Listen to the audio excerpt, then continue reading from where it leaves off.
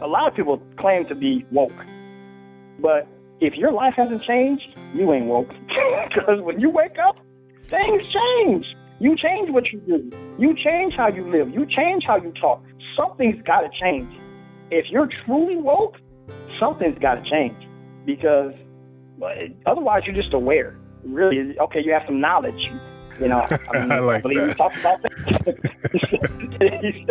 he said, yeah, you know some things, but not according to righteousness. If you're not going to live it out, what's the point? It's almost like a trend to listen to YouTube videos. And of course, I did that early on, and he weaned me off pretty quick. I can't even listen to him no more, because it's another one. You talked about how, you know, they love doctrine and it's all about doctrine and all this. And I was just like, what about relation? I mean, I thought he was all about relation. I thought he was relational. He wants our relationship with him to be right. Our relationship with others to be right.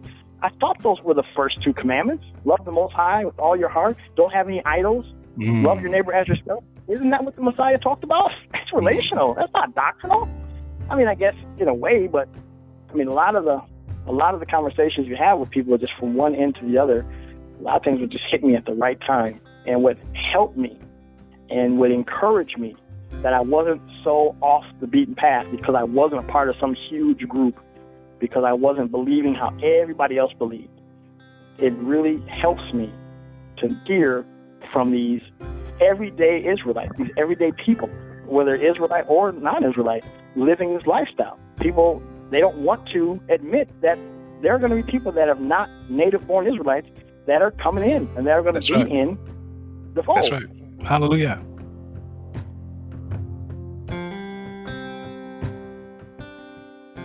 You're listening to Fruit Bearers, a Living Hebrew production provided by KingdomPreppers.org. I'm your host, Kingdom Prepper. This podcast will focus on the spiritual walk of those of you out there who are living the Israelite lifestyle, whether you were born Hebrew or Gentile. But more than that, it will detail how the faithful have been, or are striving to be, fruit bearers as they walk the path of righteousness toward the kingdom. We turn to our final guest. My name is Charles H. I was born in Minneapolis, Minnesota, almost born in church. My mom was pregnant with me around Thanksgiving, and in fact, on Thanksgiving Day, they're having a service. She's singing in the choir. Her water breaks, and she thought she was going to have me almost right then and there. It was so intense, but the strong woman that she is continued singing, leaned over to my aunt, who was her sister-in-law at the time, and said, my water just broke. And she said, well, let's just finish off this song and we'll get you to the hospital, which they did. Ended up not being born till the next day. Early in my life, as a child, I didn't like it, because, you know, as a child, you want to have a birthday. You want to have a birthday party. You want to have a cake. You want the presents. And my family, like a lot of families, did Thanksgiving big. So being born at that time, later on, you know, at first was just like, I don't get the attention that I thought I should have, especially as a young child. But my entire family, for the most part, were Christian. All the adults that I knew of. That's the way my dad did it for me, which is, you know, he always had us around people that were like him. He was a big church guy. My uncle pastored the church in Minneapolis. I was born in the mid-'70s, and at that time, it was actually considered a larger church to have a few 300 people. And I remember this as a young kid. I was born with the talent of playing drums without ever having to take lessons. So sometimes during testimonial services, I would sit on one of my cousin's laps, who was also a drummer. He would work the pedals, and I would just use the sticks. And from a young age, people could see the Father doing something in my life. And that was in and through Christianity. So growing up, that's what I seen. That's what I knew. Church a couple times a week. Sunday morning, Sunday night, Wednesday. And then because my dad was a person who wanted to give and be a part of this, we would oftentimes be there a lot other times as well. And, you know, it was fine while I was little. I would fall asleep in church a lot, and that didn't matter. I would just lay on my mom's lap or lay on the bench there, but I would still be getting, I would still be receiving, because when we're sleeping, that's where our consciousness is not sleeping.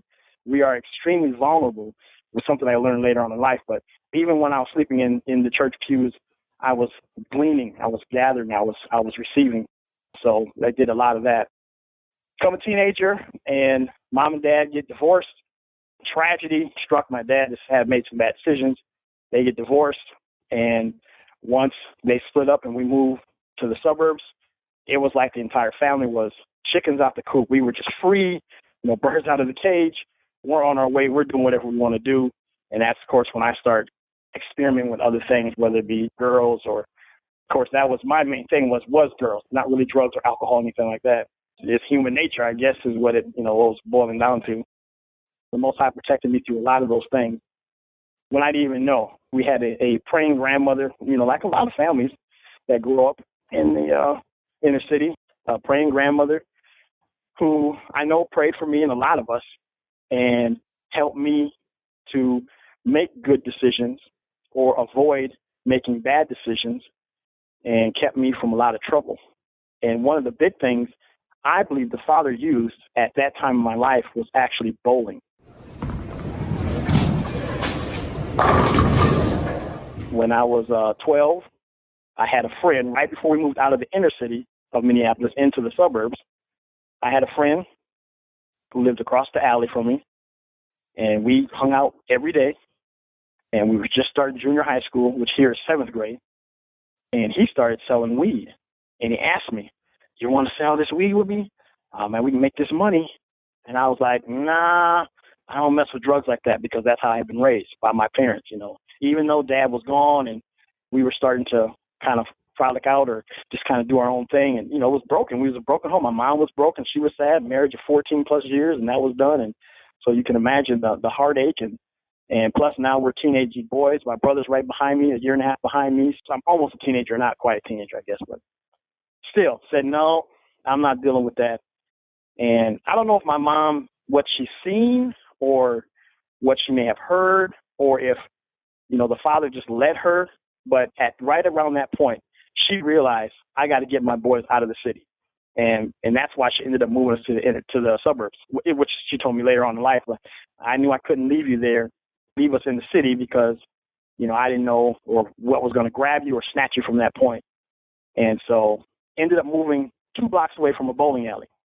And that's significant because when I was little, my dad would have relatives come up from Rock Island, Illinois, and they were all big bowlers, the Quad Cities, because there's not a whole lot to do there but bowl. And as his oldest son, of course I wanted to go. They would go late at night on like a Friday night or Saturday night, and of course I wanted to go. And I wanted to go to just bowl, hang out with my dad, but I couldn't go because it was too late. So we moved down the street from a bowling alley. Well, that's the first place I ran to. I was there in a heartbeat, and my only goal was to get good enough to beat my dad and all my uncles. That's what I was thinking. So I was there every day, whether I had money or not, got to know all the people. So pretty soon I didn't have to pay for it anymore, and I could just bowl, and I could just practice. And now certain coaches are putting their eyes on me and helping me, and I'm growing. And, one of the few, at least from my perspective at that time, one of the few, black bowlers that lived in that area, because I was really, there was me and another guy, and he was actually pretty good too. That would save me though a lot, because on Friday nights, as I became a teenager, running back to the city, back to my friends, making new friends, now we're getting into more trouble. I started smoking weed, and I'm chasing girls. I had a couple of them that were gang banging, so I thought that's what I'd want to do. That's who I'm hanging with. But a couple of times when it was going to get real, that's when I realized, nope, I don't have a heart for this at all. I tried to convince myself that I had the same story that a lot of hardcore gang bangers / drug dealers have in reality. A lot of them come from a much more broken home than I did. Dad wasn't there from day one, or he was killed, or even worse, their dad showed them how to do these things. That wasn't my story. My dad was actually really stable until he made some of the decisions he made later on that cost him more than I think he wanted to pay. However, he was still there. He still was trying to keep me from these things. So in my teenage years, I started getting into those things and realized that, no, that's not who I am either. So I'm just basically trying to find myself. To listen to the full audio of this podcast or to download a free MP3 version, visit our website, kingdompreppers.org, by clicking the link in the description.